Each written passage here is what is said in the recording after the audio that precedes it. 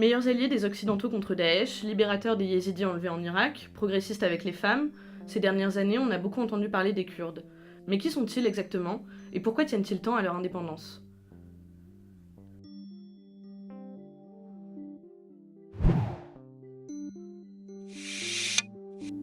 Les Kurdes sont plus de 35 millions.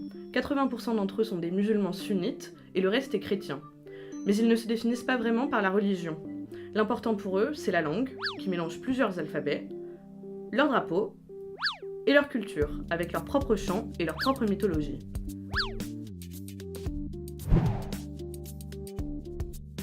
Ils sont répartis sur 4 pays, 15 millions en Turquie, 6 millions en Iran, 5 millions en Irak et 2 millions en Syrie. Mais leur force, c'est leur diaspora.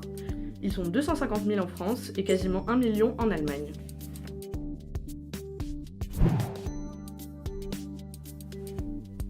Retour en 1920.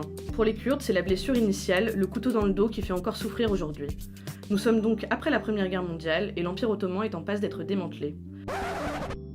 Les Alliés, les grands gagnants de la guerre, se réunissent pour découper le Moyen-Orient, d'abord en secret et puis officiellement. C'est le traité de Sèvres, qui prévoit la création d'un Kurdistan indépendant. Il est situé autour de la ville actuelle de Diyarbakir, au sud-est de la Turquie. Mais c'était sans compter sur le nationalisme turc. Mustafa Kemal récupère par la force plusieurs régions d'Anatolie, dont le Kurdistan. Il se débrouille bien parce qu'il arrive à renégocier un traité. Et là, ça commence à sentir mauvais pour les Kurdes. En 1923, le traité de Lausanne redéfinit les frontières turques et annule la création de l'État kurde. Cette promesse brisée, ils vont avoir du mal à la digérer. Répartis dans leurs États, les minorités kurdes sont opprimées. En Irak, Saddam Hussein utilise des gaz chimiques pour faire taire les insurrections. En 88, il gaze le village de Halabja, 100 000 Kurdes fuient vers la Turquie. Sous Saddam Hussein, les Kurdes sont traqués, torturés et désignés comme ennemis de la nation. Donc si on résume, les Kurdes se sentent lésés et opprimés dans leur propre pays. Alors depuis 100 ans, ils attendent leur heure. Ils veulent un État indépendant. Depuis 2005, ils sont réunis dans une région autonome, le gouvernement régional du Kurdistan, dirigé par Massoud Barzani. Ils ont leur propre administration, qui échappe au contrôle de Bagdad, et leur propre armée, les Peshmerga. Mais Massoud Barzani est en manque de liberté. L'autonomie est sévèrement contrôlée par Bagdad, qui ne veut pas voir la région lui échapper. Et pour cause, le Kurdistan est la zone la plus riche et la plus sûre d'Irak.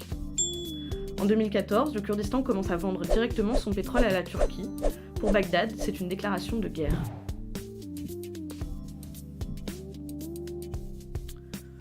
Le moment est stratégiquement idéal. En étant en première ligne contre Daesh, les Kurdes d'Irak sont devenus des acteurs essentiels du conflit en Irak et en Syrie. Ils ont ainsi pu monnayer le soutien des Occidentaux et étendre leur zone d'influence en reprenant à Daesh des régions que Bagdad leur disputait.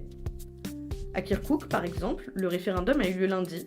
C'est une province très riche en pétrole que Bagdad veut à tout prix garder dans son sillage, ce qui promet une réponse cinglante de l'État central. Mais du côté du Kurdistan irakien, on commence déjà à célébrer ce pas de plus vers l'indépendance.